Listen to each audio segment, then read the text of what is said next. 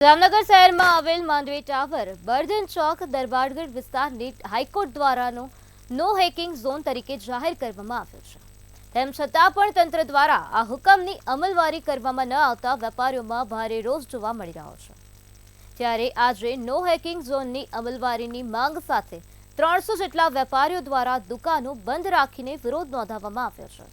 તેમજ બાદમાં રેલી સ્વરૂપે કલેક્ટરને આવેદનપત્ર આપવામાં આવ્યું છે। વધુમાં જો આ સમસ્યાનો ઉકેલ નહીં આવે તો ગાંધી ચિંધ્યા માર્ગે આંદોલન કરવાની વેપારીઓએ ચીમકી ઉચ્ચારી છે।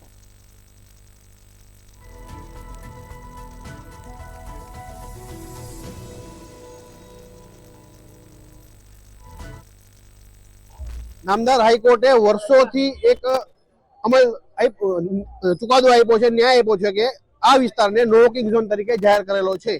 તો પછી આ નામદાર હાઈકોર્ટના હુકમની અમલવારી શા માટે કરવામાં નથી આવતી અને કરવામાં આવે છે તો ખાલી ટૂંક સમય માટે જ કરવામાં આવે છે।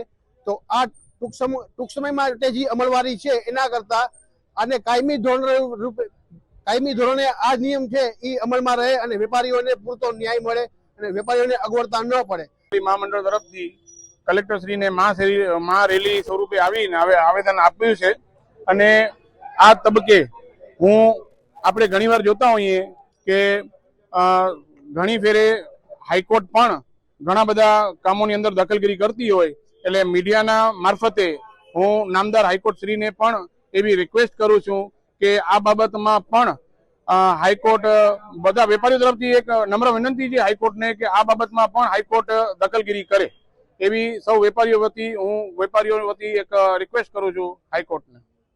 આજે જે બર્ધન ચોકના વેપારીઓએ આવેદનપત્ર આપ્યું છે આજે, અને એમના જે ઇસ્યુઝ છે ટ્રાફિકના અને જે